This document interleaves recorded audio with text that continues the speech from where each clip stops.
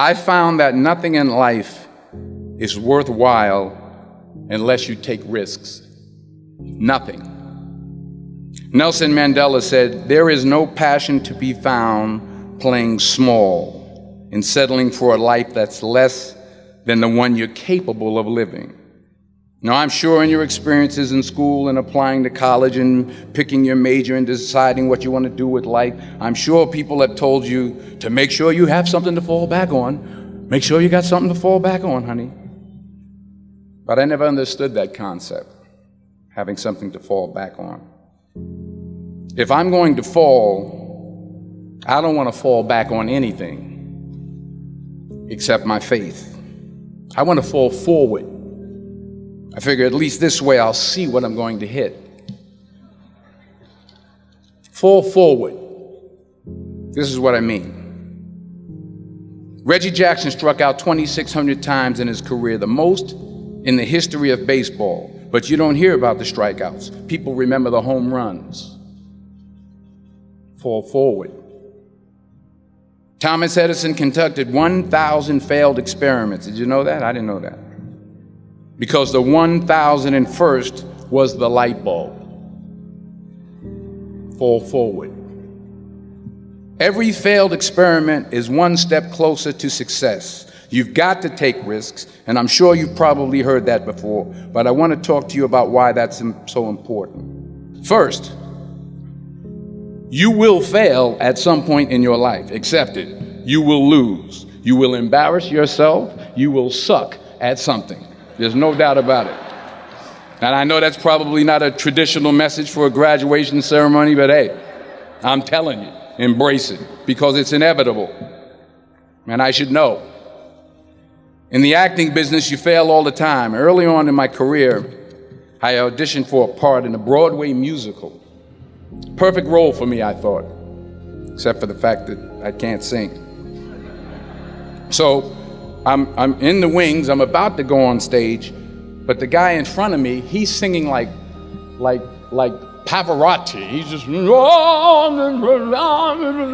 and he's just going on and on and on, and I'm just shrinking, I'm getting smaller and smaller. So they say, "Oh, thank you very much, and you'll be hearing from us." So I come out with my little sheet music, and it was Just My Imagination by the Temptations. That's what I came up with. So I hand it to the accompanist, and she looks at it and looks at me and looks out at the director and was like, "All right." So I start, I'm gonna sing. I'm like, "It's just my imagination once again, and then coming away with me." And I'm not saying anything, so I'm thinking I'm getting better. So I just start getting into it. It was just my imagination. Running. They say, "Oh, yeah, thank you very much, Mr. Washington. Thank you." So I assumed I didn't get the job. But the next part of the audition, he called me back. The next part of the audition is the acting part of the audition. Now I'm like, hey, okay, maybe I can't sing, but I know I can act. So they pair me with this guy, and again, I didn't know about musical theater. And musical theater is big, so they can reach everyone all the way in the back of the stadium. And I'm more from a realistic, naturalistic kind of acting where you actually talk to the person next to you.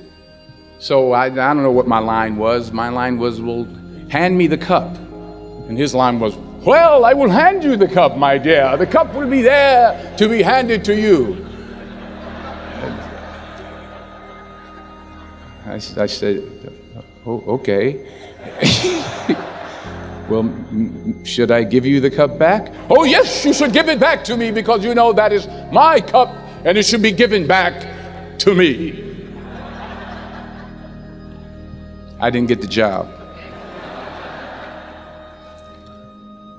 But here's the thing. I didn't quit. I didn't fall back.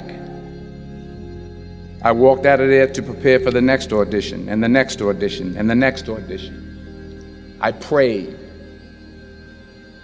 I prayed, and I prayed. But I continued to fail, and fail, and fail. But it didn't matter, because you know what? There's an old saying, you hang around the barbershop long enough, sooner or later you're going to get a haircut. So you will catch a break, and I did catch a break. Last year, I did a play called Fences on Broadway. Someone talked about it. Won the Tony Award. And I didn't have to sing, by the way. But here's the kicker. It was at the Court Theater. It was at the same theater that I failed that first audition 30 years prior. The point is, every graduate here today has the training and the talent to succeed. But do you have the guts to fail? Here's my second point about failure.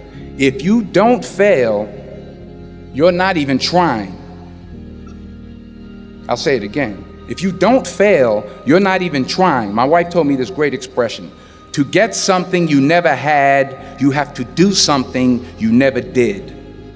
Les Brown's a motivational speaker. He made an analogy about this. He says, imagine you're on your deathbed, and standing around your deathbed are the ghosts representing your unfulfilled potential. The ghost of the ideas you never acted on. The ghost of the talents you didn't use. And they're standing around your bed, angry, disappointed, and upset. They say, we came to you because you could have brought us to life, they say. And now we have to go to the grave together. So I ask you today, how many ghosts are going to be around your bed when your time comes? You've invested a lot in your education, and people have invested in you. And let me tell you, the world needs your talents. Man, does it ever. I just got back from Africa like 2 days ago, so if I'm rambling on, it's because I'm jet lagged. I just got back from South Africa. It's a beautiful country, but there are places there with terrible poverty that need help.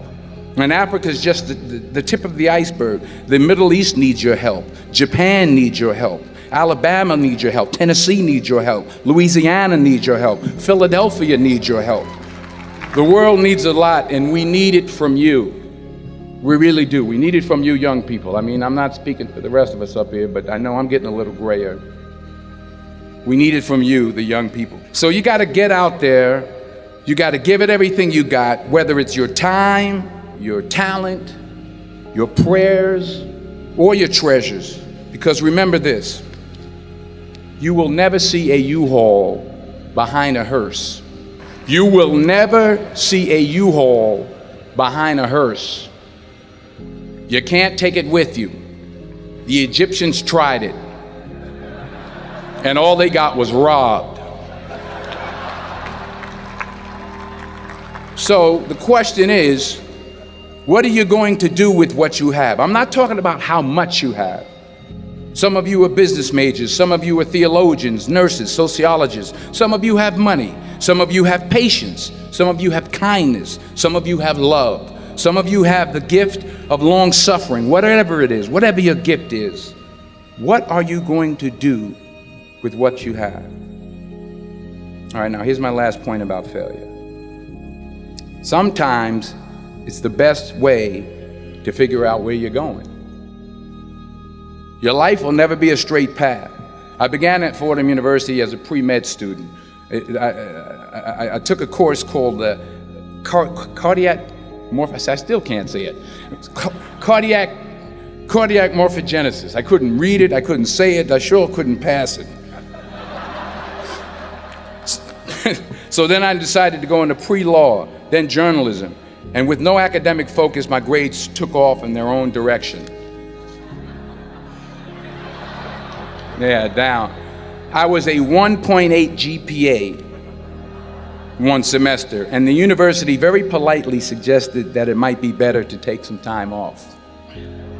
I was 20 years old. I was at my lowest point. And then one day, and I remember the exact day, March 27th, 1975, I was helping my mother in her beauty shop. My mother owned a beauty shop up in Mount Vernon. And there was this older woman who was considered one of the elders in the town. And I didn't know her personally, but I was looking in the mirror, and every time I looked at the mirror, I could see her behind me, and she was staring at me. She just kept looking at me. Every time I looked at her, she kept giving me these strange looks. So she finally took the dryer off her head and said, She said something I'll never forget. First of all, she said, somebody give me a piece of paper. Give me a piece of paper. She said, young boy, I have a prophecy, a spiritual prophecy. She said, you are going to travel the world and speak to millions of people. Now, mind you, I'm 20 years old. I'm flunked out of school.